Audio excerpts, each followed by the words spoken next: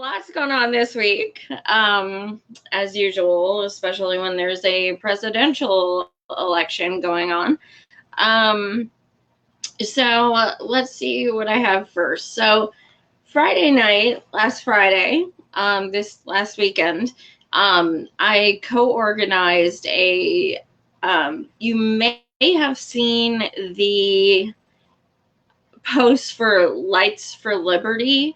It was a nationwide event where it's a rally, a march, and a candlelight vigil for the kids in concentration camps. So I co-organized one with another girl, and it was Friday, and we had a great turnout. It was about 200 people. And it was hot as hell. So I was pleased. We had 10 speakers and a musician.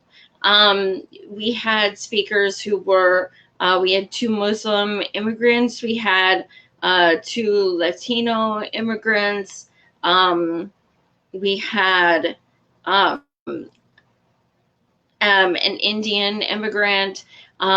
It was pretty amazing. A lot of beautiful people, but also a lot of pain. There were definitely a lot of tears, especially listening to their stories. I've had the one Muslim immigrant, I've had her speak at like so many of my events, and I've never seen her cry until Friday. And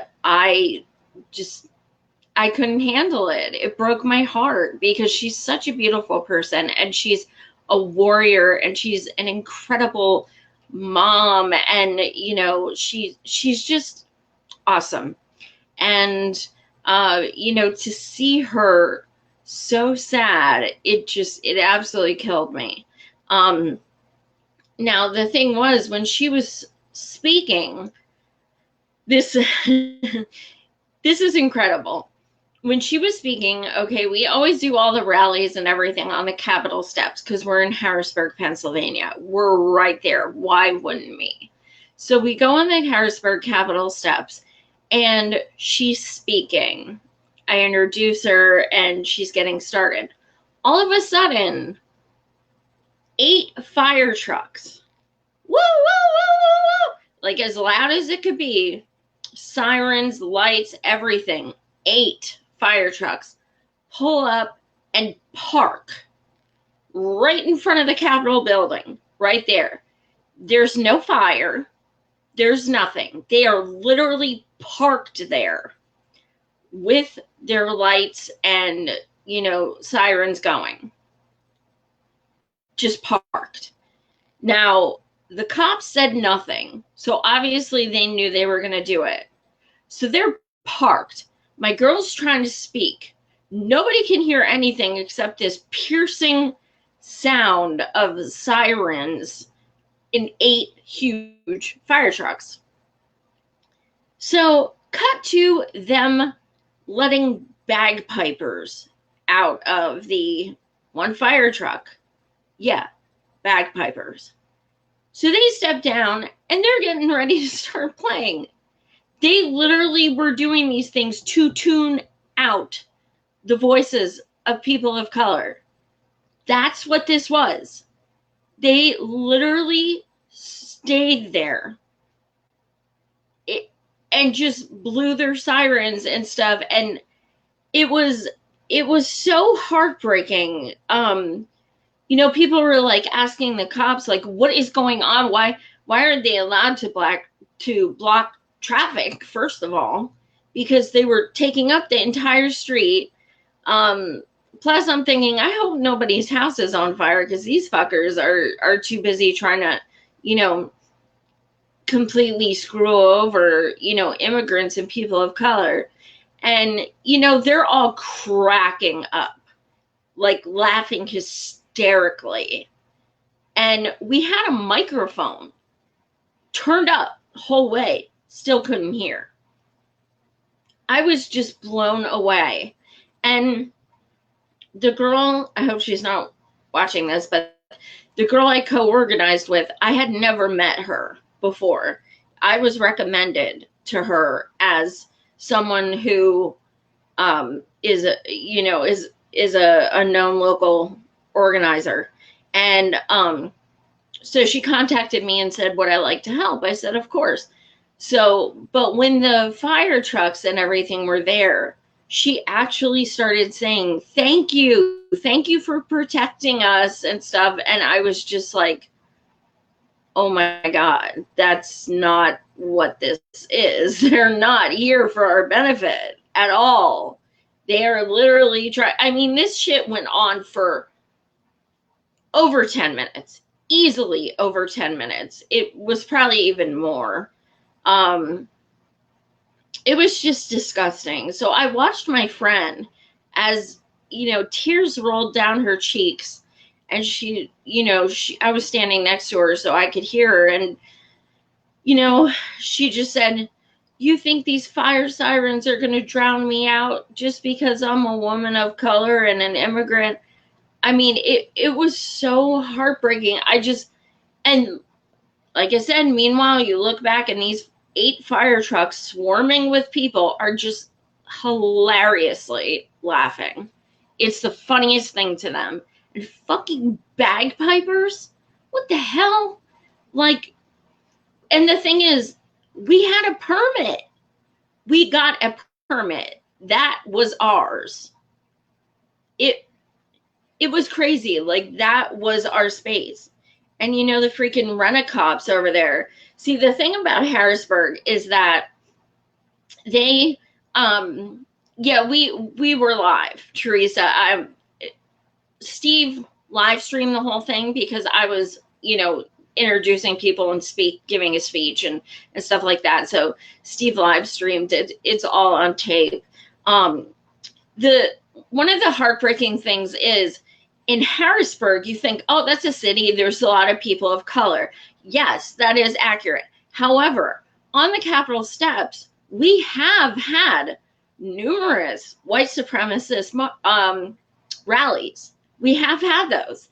And we have gone, and we have counter-protested across the street. Now, the cops, without fail, every single time, go and stand with them. They pat each other on the backs. They shake each other's hand. They laugh. They make jokes. They never stand on our side, ever. Not that I really want the police standing with me, but you know what I mean. They're very buddy-buddy with the white supremacists in the area, even the black officers. It's not just the white officers. So it's really sad. It's really incredible. There's a lot of physical fights that go on at events. One time I did an immigrant solidarity march, and almost 1,000 people showed up. I was getting death threats for literally every day for like 4 days straight. If I'm going to show up and, it's going to be the end of you and all this stuff. Thankfully, they had one person show up, just like on Friday. One person showed up, one counter protester. She had a sign, something about illegal, something or other. But I mean, she didn't say a word. She just stood there and held her sign. And, the girl I organized with said, look, she's not bothering anyone. She has a right to be here too. And I agreed. And I said, look, she's not, people have the right to, have whatever signs they want, as long as she's not putting her hands on anyone and such. But it was funny because when she was leaving, she did a bow, and I was like, wow, that's freaking, that's brave to go there by yourself. But they know we're all a bunch of hippies, so I'm sure she wasn't worried about it. But yeah, she was there on her own. And I thought, I wasn't offended at all, because I was like, that's kind of badass. Like, she's standing on the steps with us. but she's doing her own thing. So I was like, hey, whatever, free speech and all that. So anyway, so yes, I did get death threats and everything like that. I got you know, just tons of racial slurs, and you care more about N words than you do your own people. I mean, just horrible things. And I was this close to canceling. I was terrified because I'd organized probably at least 20 marches, rallies, protests at that point on those exact Capitol steps. But once we started doing ones for immigrants and stuff, that was a whole other, you know, whole other animal. It was scary. Now, thankfully, the girl I co-organized with said that she didn't receive anything like that, so I was happy. But, you know, it was crazy. Even when I organized a Bernie march, like a Bernie march, okay, like I got a death threat from someone saying, like, you know, Jewish, blah, blah, blah, and all this stuff. And I, you know, he's like, I'm going to show up and I'm going to stab you. And I was like, should I cancel? I don't know what to do. So, of course, I was sending screenshots and I was sending them to my friends and stuff and just saying, you know, in case anything happens. And here's the kicker. They were real Facebook accounts. They weren't fake. They were real Facebook accounts, like a lot of friends, location of the town and state. I mean, one guy even gave his employer, stupid asshole. So, oops, I may have possibly contacted them. Dumbass. But yeah, so I mean, it's scary to do things like this because it's not just showing up, it's the actual organizing of it as well. You know, people go to the events page and they see, oh, okay, who's the organizer? And they click on the names. Next thing you know, send you a message. And yeah, that's a really great suggestion to go to the next city council meeting. That was really disgusting. The way that I mean, 8 fire trucks, like not just sitting there, but like our ears started hurting. It was ridiculous. So yeah, something needs to be addressed by that, because like I said, we got it all on camera. It was disgusting. It was ridiculous. It wasn't, oh, look, they're giving us props. No, that's not what it was. It was, you know, and if people think that's what it was, then what you need to do is ask the people of color who were in tears and ask them if they think that's what it was, because they don't. So anyway, so the rest of the night went pretty well. We had our rally. We had those amazing speakers and a musician. Let's see, after that, we marched around Harrisburg City. My megaphone broke. So luckily, I'm really freaking loud. So, I was screaming all these kinds of chants. We actually went longer than I thought we were going to, so it was cool. I'd say probably about a mile.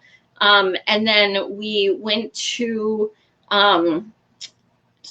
we met back at the Capitol and set up while it was getting dark so we could have our candlelight vigil.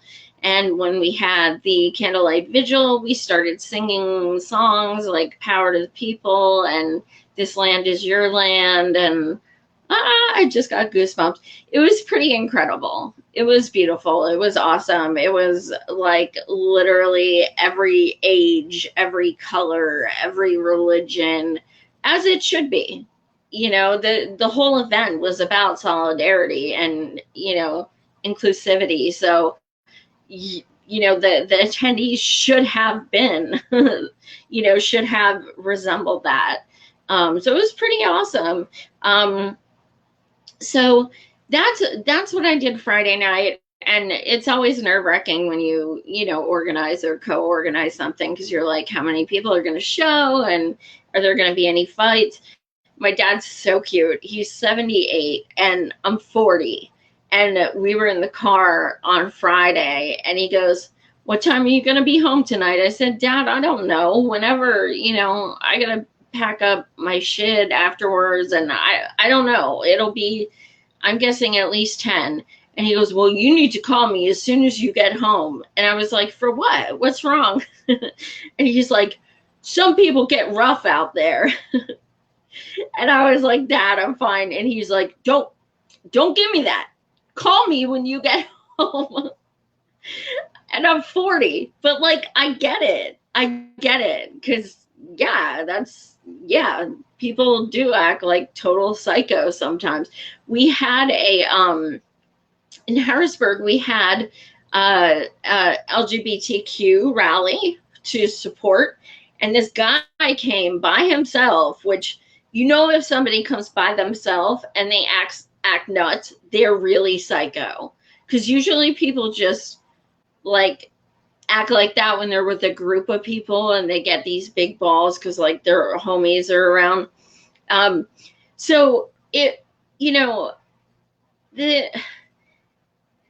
this guy, he's like easily 350 pounds. I mean, he was huge. And he takes this trans person, could not have been more than 95 pounds, takes their sign, their big poster board sign, rips it up, and body slams them on the concrete.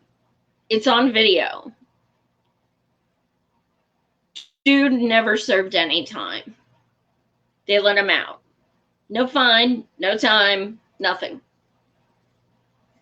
It was, I mean, he could have literally cracked their head open. And why? Because she had a sign. Because she was trans. And dude was by himself. He was in the newspaper with his hateful shirt, everything like that. It didn't matter. Everyone knew who he was. Everyone. But nothing happened.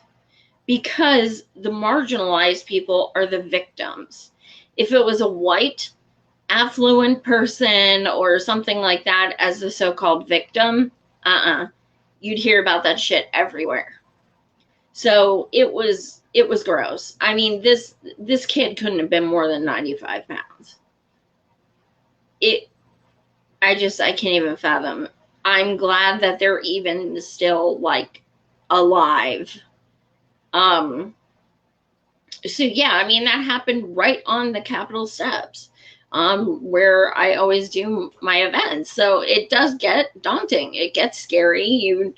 You don't know. And while I am a huge proponent of telling people that these things did not start under Trump, because they didn't. Racists didn't begin under Trump. They have always existed. The difference is that they are very comfortable with being racist now, because he's given them that permission, and they've all come out of the woodwork, and they all stand up together, and there's no hiding it anymore. There are no white hoods anymore. You can put it on your social media. You could wear it on your t-shirts. It doesn't matter. They have that bravado now, and that's what it is. So yes, that is when it started. Absolutely. The events I did in 2015 and 16, I had no problems. So people are definitely a lot more comfortable with behaving that way, and it's gross. So that was Friday night. All in all, beautiful event. So, and as I said, that is the live stream of, my speech and the other speakers and everything. It's all on Real Progressives from live stream from Friday night. Steve actually was there to help film while I did my thing. So that was awesome. So let's see what else. So yesterday, Sunday, I took a train to, about a half hour away from to this like small town. It has a college, so I didn't think it would be as small as it was. But I went there to a coffee shop because they were having a Bernie organizing meeting, and it was the first one in Central PA for the 2020 campaign. So, I mean, our primaries might not be for 9 months, but I was ready. So I took a train there. I got there. There were 8 of us, and we just discussed, phone banking, canvassing, what we can do, places we can go to campaign. It's interesting because all 8 of us had volunteered for Bernie's 2016 campaign. So it was good because we were all discussing what was the most advantageous route and things like that. And it was good to actually also discuss our concerns. When we campaigned in 2016, nobody really knew who Bernie was. And that was an advantage for us because we'd be like, hey, so there's this dude and he's been, progressive for 40 years and this is what he stands for. And there was nothing negative about him because nobody knew who he was. So it was easier to get voters. Now, when we're campaigning, it's going to be a lot of, it was her turn, he gave us Trump, things like that. It's going to happen. And I am trepidatious about it. I'm not going to lie. It's going to be a lot more difficult. There's also a lot more candidates. Good thing is I know pretty much everything about Bernie, like everything about Bernie. So like even his shoe size. So it's one thing that I found really difficult in 2016 was not bad mouthing Hillary. That was really difficult because that, and I'm fine with that because you are representing the campaign. And, while you can say, well, here's what's different about them, I wanted to be like, look, this stupid bitch, and just kind of go off. Couldn't really do that because it would not look good for Bernie. So that was hard. It was really, really difficult when you'd get people who are like, I want a first woman president. And, one time I got so fed up, I said to the woman, she said to me, shame on you for voting for a man when a woman's running. And I said, well, you know what? Like Susan Sarandon said, I don't vote with my vagina. And she asked me to get off her property. So I was like, I'd rather vote for the first good woman president than not just like take any female who runs, because Bernie's record on women's issues is a billion times better than Hillary's. So, and besides, Bernie's totally going to pick a woman VP anyway. So it's so crazy, these identity politics. I mean, if Bernie really wanted to do that, he could be like, I'd be the first Jewish president and capitalize on that. But he knows it's about the issues. So more reasons to respect him. So in any case, yesterday, that was the first thing. And it was awesome to just get started again. So even though we don't start in PA for 9 months, there's still, Iowa is huge, and that's coming up in 6 months. Iowa is beginning it all. Now, the thing is, Iowa, there were, 12 states last time. There were shenanigans, of course.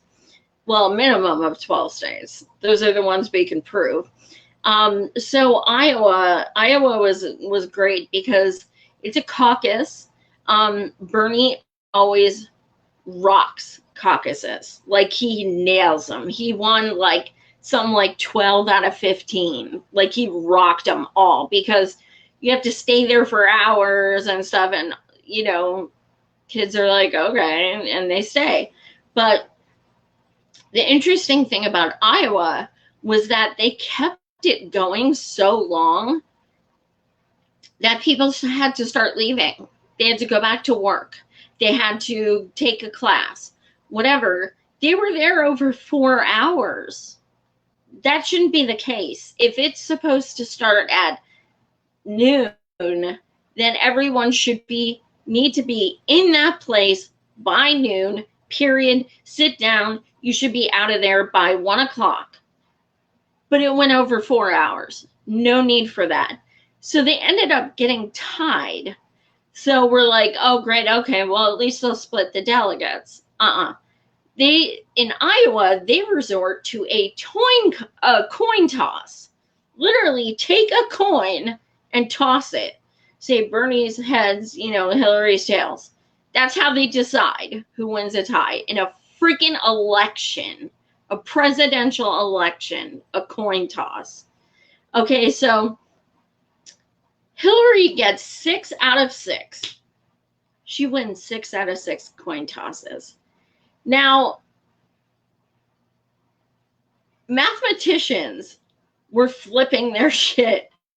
That is literally impossible. It's mathematically impossible. It's just not possible. So 6 out of 6. Oh, look, she won Iowa. Great. And here's the gem. There's a woman doing the coin tosses, and she goes to tell someone to stand in front of the camera, and the woman goes like this, so you can't see her tossing the coin. She specifically says, move over to the woman standing by her. Not shady at all. It was so disgusting. So anyway, so that's what we're putting up in Iowa. Now, article comes out a few days ago that they're going to let people vote by phone in Iowa. How can we track that? We can't. How can we possibly trust someone can vote by phone? This is just,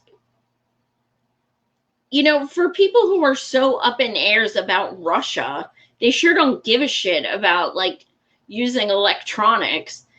We caused Trump to win because we shared memes we never even freaking saw of, Satan masturbating. But all of a sudden, it's yeah, let's vote by phone. That's safe. I mean, it's crazy. Vote by phone. This is going to be bad. It's going to be bad. There's no way to physically trace any of that. Then Las Vegas was absolutely one of the top three most screwed over period. How he's still in the Dem party. I understand, and I'm a very proud independent, and I am going to go Dem literally the last day possible to vote for him. And it hurts. I don't want to do it. But yeah, I've been at Dem Exit since the last convention. I was at Occupy DNC marching 8 miles a day in over 100-degree heat, protesting the convention. I ripped up my voter card. I threw it in the casket with upside down donkeys on it. It said RIP democracy, and I never thought of it again. But I don't give a shit what I have to register as. I'm not passing him up. For me to actually say, are you fucking kidding me? Oh my God, Lad, is that your real name? Oh my God, whatever. Anyway, I feel it is 100% selfish to say, you know what, I can't, suck it up and register Dem just to vote for the only hope we have to actually help us. I'm not going to risk not getting Medicare for all, not getting, student loans taken away, not getting cash bail taken away, not getting marijuana legalization, I'm not going to risk not getting these things just because I personally am like too selfish to switch to a technicality. I want nothing to do with the Dems at all. I will literally leave the day after I vote. But I refuse to sit out just because I don't want to switch to Dem. I mean, I'm going to take like a 5-day straight shower when I do it, but I trust no one else running. No one. He is my choice, and I will do anything and everything to get him to win. And if that means I have to, sign up as Dem for a month, I really don't give a shit. So I mean, that's how I rectify it. If he loses, it is now what? Oh shit, I should have registered Dem and voted. Well, too late. What's that gonna do now? It's too late. We need to just suck it up. And like there's so many reasons why he's doing it. First of all, you get no debates if you don't run Dem. People still vote blue no matter who, not independent no matter who. These are just things that, a third party is not going to win the presidency. In the future, quite possibly. Right now, not a chance. So you cannot repeat in California. In California, you can be Dem or no. Yeah, absolutely, Catherine. You're totally right. In California, you can be NPP or Dem. You cannot be independent. Therefore, independence in California would be screwed. So yeah, I mean, I will do anything just to be able to vote for him. I think, just Medicare for all alone, nobody else is going to stick to that. Nobody.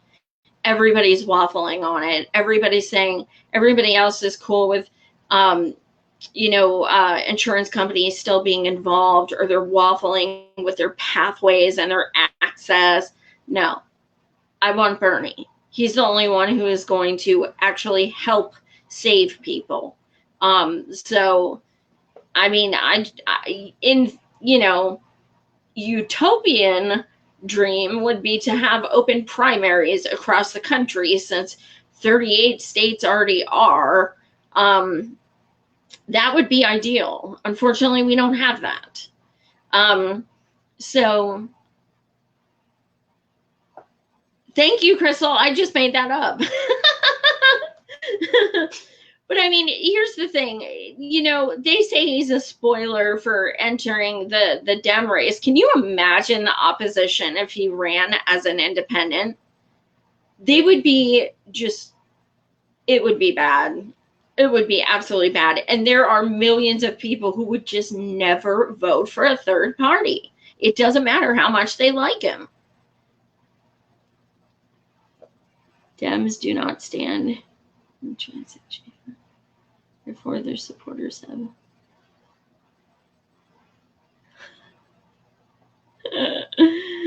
Lad's great. Lad said Bernie was in on it in 2016. That's a new one. Good job, Lad. Anyway, so yeah, we have a lot of shit that's going to go down. It's already starting. I'm going to Milwaukee regardless. That's where the next convention is going to be. I was there protesting last time. I will be there this time. And I mean, to me, that's regardless of outcome. That regardless of who the nominee is, regardless of how many people are still left standing at the convention, I don't care. I'm going and I'm protesting because the DNC is evil. They are shady. They lie. They cheat. Well, Jay, absolutely. That's a great point. Even if people did vote third party, the Electoral College wouldn't go for it. Great point. Absolutely. So at this point, there's just simply no feasible way. In the future, they may, ranked choice voting, get rid of Electoral College, open primaries. All these things would be needed to get a third party. We're not there. So I support his decision. I wish it were feasible to run independent, but unfortunately it's not. But he's still an independent by like every single definition. So I'll sacrifice, I'll sacrifice the label if it means, helping humanity. So in any case, I went off on a tangent. So last week, they had videos all over social media of Bernie marching in Iowa. In Iowa, he did 5 marches within 24 hours. 5. Like parades. They were parades. And in 24 hours, like, first of all, why does Iowa have 5 parades within 24 hours? I don't freaking know. But anyway, so within 24 hours, he marched over 12 miles. So all this ageist bullshit. And then Klobuchar went on stage at some, event after the parade, after her parade. She did one. And she's like, oh my God, that march was 3 miles. Ugh. And she was like complaining about it. And I'm thinking, and people are complaining about Bernie's age. You're way younger and you march 3 miles. So this woman goes on my page today on Twitter and she says, I like Bernie's views, but he's so old! Exclamation point, exclamation point, exclamation point. I was like, is Biden too old or 10 months too younger, or like, how's that work? I was talking about the parade and 12 miles in 24 hours, things like this. And then I posted a GIF of Bernie doing like all these like, basketball shots where it goes in the hoop like this. Like, his basketball is freaking ridiculous. And she shared the comment with the GIF, and she said, this is shooting basketball, not playing basketball. There's a huge difference. I was like, I almost want to give her props because it's so damn stupid. Oh my God. It was so funny. Like, oh, okay, so he's still active on the court, but it's not the same. It's just, oh my God, social media can be amazing because you can meet beautiful, incredible people, but it can also just make you lose faith in humanity. I realize that like so many people aren't that smart. Oh my God. Let's see what else. This should be interesting. So, okay, so as far as the debate goes, there's this month there's going to be another debate, July 30th. And what's going to happen is only 20 people can make the debate, just like last time. Coincidentally, last time, only 20 people did make the debate. This time, 21 people made it. This is going to be a problem because it's like, I don't know, how are they going to choose the one person to keep out? I have no idea.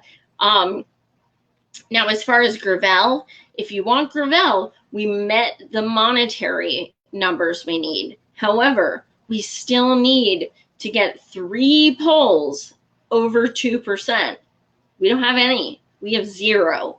So And that needs to happen in the next 2 days. So even though we met the monetary threshold, I don't think he's getting on. So that's 21 even without Gravel. So I don't know how they're gonna, decipher who gets left out if it's the 21. Now, what's crazy and fascinating at the same time is Thursday, I want to say it was CNN, I think it was CNN, but they're holding a live debate thing where they're physically going to pull the names on live TV, because there's been so much of like, oh, how much do you want to bet they won't have so-and-so on the stage with so-and-so and stuff. So they're like, we're going to pull the names live on TV. And I'm like, okay, this could be interesting. I really hope that, if Gravel makes it, I'm happy, because the only people he doesn't go after are Bernie and Tulsi. So, hey, I'm okay with that. But, yeah, like I want Bernie to be on with Biden without Kamala, being an attention,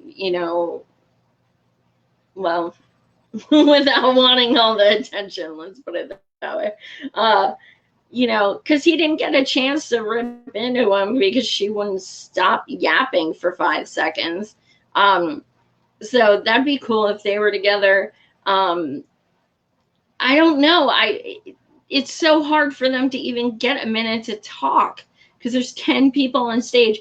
And I really hope he's not stuck with Gillibrand again, because that woman did not shut up the entire time. She didn't stop talking at all. And she was yelling. And it was incredibly rude. So yeah, it'll be interesting to see who he's with. If he's with Warren, he better go hard, or I will call my connections in the campaign and be like, what the fuck, Bernie? Because I would love anything to, oh my God. Here's the problem. What Bernie's close friends have told me is he is loyal to a fault. They always say it in those exact words. Some may think that's a good thing. I don't. Because when I see Bernie's arm around Warren, I want to break it off. She betrayed us, and she's also just not a good person.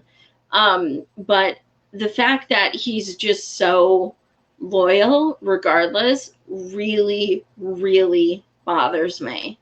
I guess he's a bigger person than me, but I'll be pretty salty about it. No, I don't think they will go hard on each other, Jay, because anytime he even opens his mouth, he's sexist. So I don't know. Like, I would love him to say, like, I would really, really, really love him to say, look, there are 4 bills you're proposing now that I've proposed in the past 4 years that you have not co-signed. What's up with that? Because if you don't talk about these things until you're running for president, and now we're supposed to be like, oh, what a progressive. No, dude, you didn't even sign the bills when Bernie proposed them recently. The one thing I always like to remind people is that she had the choice of endorsing someone who brought all these things to everyday household that she's promoting now. The person who paved the way for those things to be discussed, these topics to be discussed. Bernie brought all that shit mainstream. She had the choice to endorse him, but instead she endorsed someone who called them all pie in the sky and ponies. And now she's running for president 3 years later, and all of a sudden she's all for these things. She's so all in.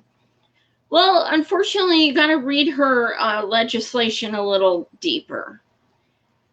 Okay, her wealth tax, she brags about that everyone thinks is such a great idea.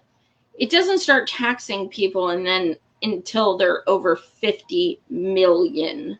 You have $49 million, you're still not paying tax. All you have to do is look it up. Most of the people who are millionaires have under $50 million. This wealth tax bullshit, give me a break. You gotta look at the, the main, you gotta really read the legislation. Okay, so here's her pharmaceutical bill. That's just so awesome. A cap on prescriptions for each person of $500 a month. How the fuck does that help anyone who can't pay their 100 and 250 and, how does that help anyone? Most people,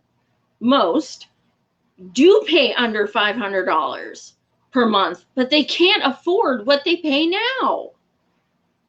That's disgusting. How privileged do you think that, how privileged do you have to be to think that $6,000 per person is a good bargain? I mean, people are rationing and dying. There was a 21-year-old young man who just died 2 days ago because he was rationing his insulin. That is not, the $500 cap is not going to save his life at all. It's so disturbing. She came out with this a week or two ago. She came out with this legislation that for housing, we're going to lower your rent 10% within 10 years. Rent goes up like 20% every year or two. 10% in 10 years? Are you kidding me? People are homeless now. They can't pay their rent. It's absolutely astounding how privileged she is. And, then the bill also said that she would build millions of new homes. Well, here's the great news. There are already millions of new homes that people can't afford to move into. We don't need more. We need people to have the ability to actually live in them. It's her, her hubris is just incredible. And people think she's so innovative, but the fact of the matter is anybody, I don't care who, even if it were Bernie, anybody who churns out those bills like 2 a week, 3 a week, whatever, come on now. Come on. That's ridiculous. Ridiculous. Nobody can do that. So, yeah, she is, people falling for her is just like, it blows my mind. Yeah, Laura, I agree. Yeah, Bernie has a great plan in Vermont that when I went to his birthday party in Vermont, I was kind of speaking with some locals and they were talking about it. He could absolutely implement that nationwide. I digress. Okay, so September's debate. Now they have until, so what? So what? What are we so whatting? I'm guessing a Warren fan, but what are we so whatting? Anyway, so in September, there's a debate. You have to, I believe it's August 15th, that you have to qualify by. Right now, for the September debate, only 5 candidates have qualified. So this could be interesting. Hopefully people start dropping. I don't know. If you are not, if you're not in debates, there's, a lot of people, that's all they pay attention to. So, I don't know that it's really advantageous to keep running after that. I think a lot of people may also wait till Iowa to consider dropping, like Martin O'Malley last time. That was great. He stayed until Iowa, even though he was bombing. He goes to Iowa. He literally gets 1% of the vote and then drops that very night. I'm sure that someone will do that. I'm sure. What else? I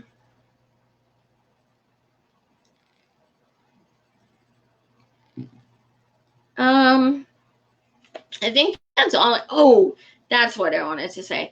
Pelosi. So that's like all the rage on social media. The I've had Alexandria on my show, and I've also been a scheduled speaker at an event she was as well. So I opened for her once. So I've talked to her and everything, and I don't agree with her on everything, that's for sure. But the way that Pelosi is treating her and the other 3 young women are it's so disgusting. And she actually had the audacity to call out Trump today on his behavior, on how he's treating them. You don't get to shame someone else for saying comparable things just because you're a woman. She thinks because she's a woman and she's yes queen that she can say whatever she wants and then shun Trump. But the fact of the matter is, Trump has been like defending her. So if that doesn't, make you concerned, I mean, Trump's been defending Biden and Pelosi. Okay, so that should make you think about things. Yeah, Laura, he follows me on Twitter. I'm gonna see what I can do. Yeah, he seems like a good guy. But yeah, oh my God, Pelosi needs to go. She is, well, frankly, I'm excited that people are starting to actually realize what a racist bitch she is. And she's just an elitist who fights against Medicare for all, who fights against Green New Deal, who fights against anything that would ever help anyone who's not rich. And she needs to go. I've been saying this for years, but in 2018, only 22% of Californians got out and voted. That's a big deal, 22%. But the same people who didn't get up and off their ass to vote are complaining about Pelosi now. No, do it, vote. There are millions of us who wish we could. She's a damn mess. She needs to go. This is, one of the reasons I am starting to understand the term limit thing. I with people like her and Feinstein, come on, man, just go. You haven't done shit. You don't care about people. Just go. Just leave. Like, why are you even doing this anymore? You're rich. Who cares? Yeah, Jaffe's my boy, and I had him twice. I love him to pieces. He's a close friend, and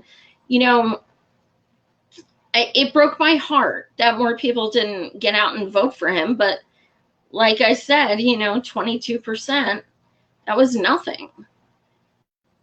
So, yeah, Cindy, you're right. That's funny. So anyway, I digress. You know how I get. So tomorrow night, I actually have a guy coming on who I'm quite looking forward to interviewing. His name is Chess. Let me see. I wrote down how to say it. Chesa Boudin. I'll clarify when I have him tomorrow night, but he is running for DA in San Francisco, which is Pelosi's district. And he is a hardcore burner, endorsed him in 2016 and 2020.